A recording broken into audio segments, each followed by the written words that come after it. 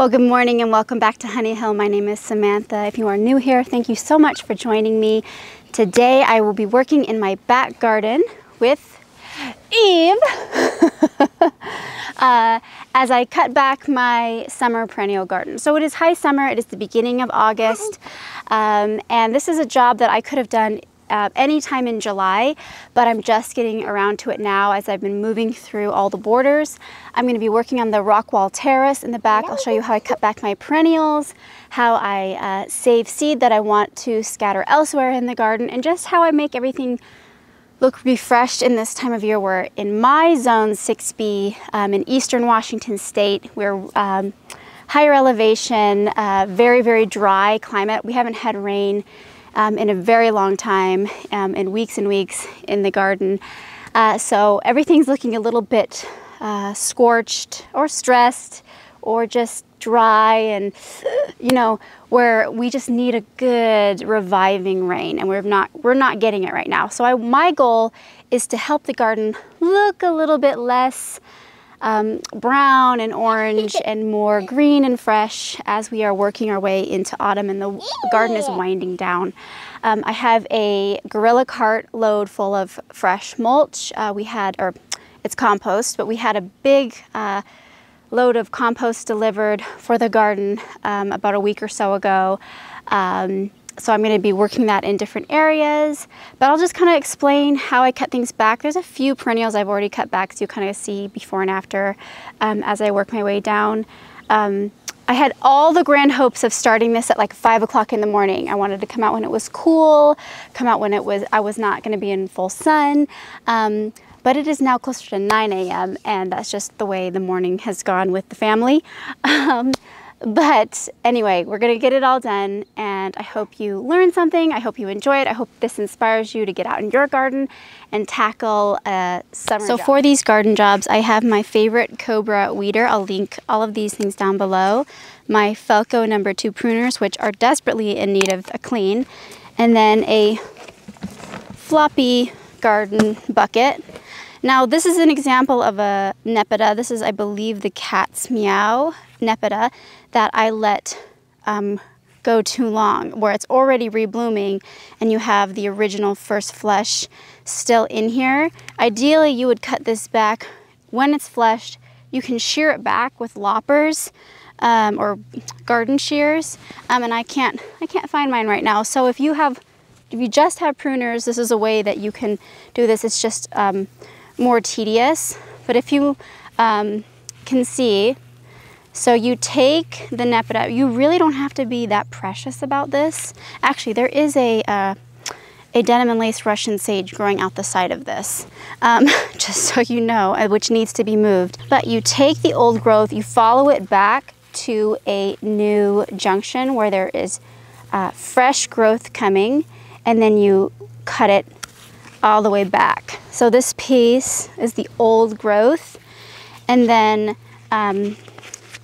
I've got new growth coming through. Now you don't have to be that precious. You can take garden shears and really just shear this whole thing back into a little bit of a dome, and it'll grow no matter what.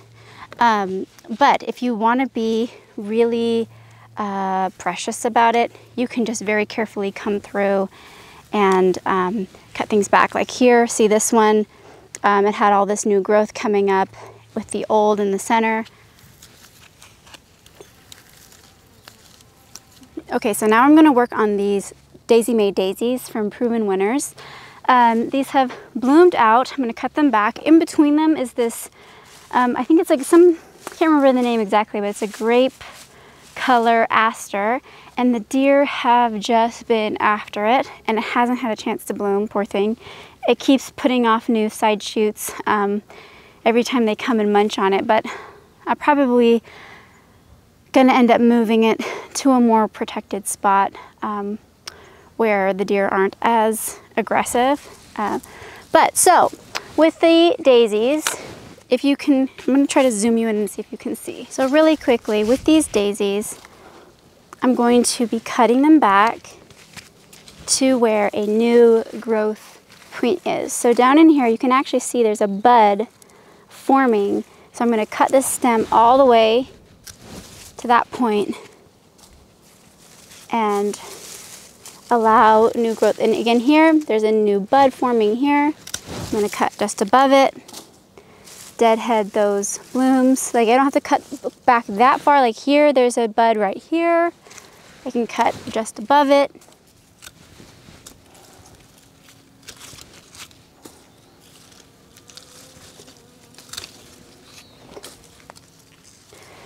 So I have these campanulas, these waterfall campanulas here, and I'm just gonna kind of grab them, not get this cosmos in here, and where they're looking tired, and I'm just gonna cut them back. Here I have another one of these Nepeta that has grown a little bit too woolly. However, it's not blooming too much. So in an effort to shear the whole thing back, I'm just gonna start taking handfuls basically below where the new growth is. This is just you don't have to be incredibly precious about it. I know I'm not gonna be sacrificing a ton of blooms. I know because I'm doing this later, I'm not gonna get everything. Okay, so I've got this variegated thyme, which I could shear it back.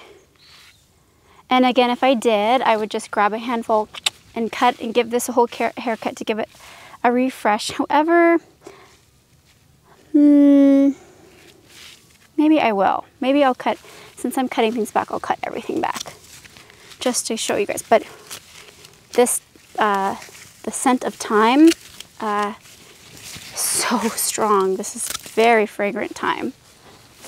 Now this chocolate chip ajuga doesn't need anything done to it, but I love the way it's starting to spill over on the rocks and grow down into the cracks. I've tried planting things in these cracks and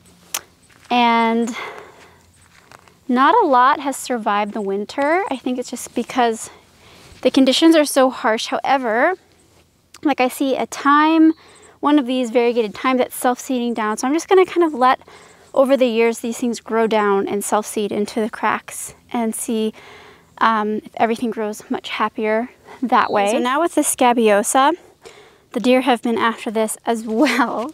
But I'm gonna come and take these spent blooms and I'm gonna cut them down to where I see new growth forming, where the plant is trying to push up new buds.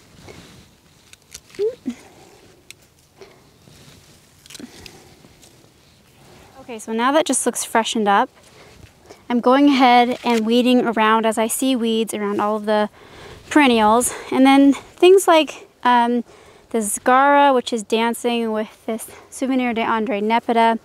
So I'm gonna cut both of these back in a similar fashion. So I'm gonna find on this Nepeta, I can cut it really far back. I could leave it because the blooms still look pretty enough, but some of these taller spent blooms I do want to cut back. And then I'm gonna grab the Gara here, and I'm going to find where it looks like it is branching out, and I'm gonna cut this back because Gara gets super leggy in the summer, and I want it yeah, I want to encourage it to put on some bulk and to put on some fresh blooms. Okay, so now for the lady's mantle, or the Alchemilla mollis. All of its lovely chartreuse blooms have now turned this very unattractive shade of brown. And I'm going to be cutting these things, just kind of following down the stem into the plant underneath some leaves that will mask the cut, and just cutting these back. You don't have to be, you can go as quickly as you want. You don't have to be incredibly precious about this. You just want to kind of get after it. And then what will be left are the leaves, which I think still look nice. Some people do cut even the leaves all the way back, but I kind of like to leave them there as a ground cover in the garden, and I don't want to have too many bare spots in the soil, just for the sake of interest and for weeds and things like that.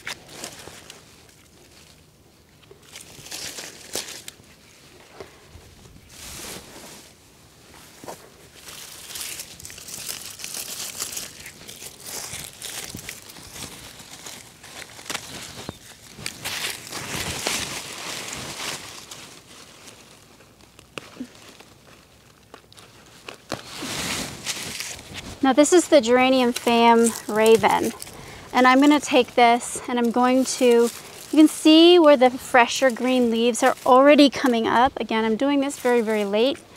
I could have just sheared this all the way back to the ground earlier in the summer, but since I'm later, I'm going to just take all the growth off the top, removing any of these spindly, browning bits of growth and revealing the majority of the fresher green growth underneath.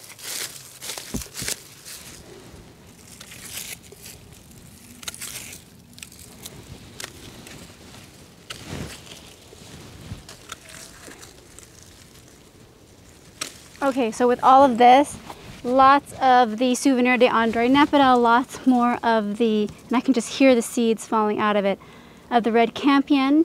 And they're all in here. Again, looks like poppy seeds. I'm going to cut these stems back, and I'm actually going to go shake them. I'm going to try to like prop them up here in this watering can.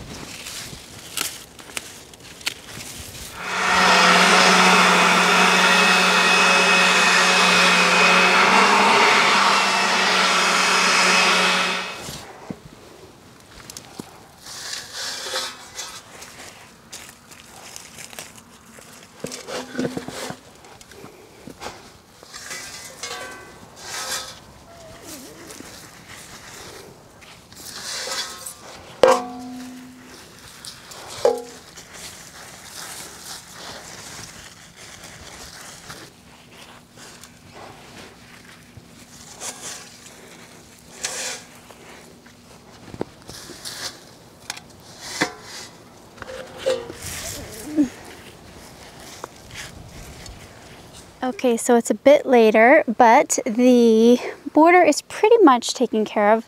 I might need to add a little bit more mulch here and there, and maybe kind of fuss with the perennials a bit when it's a little bit cooler, but it looks much cleaner.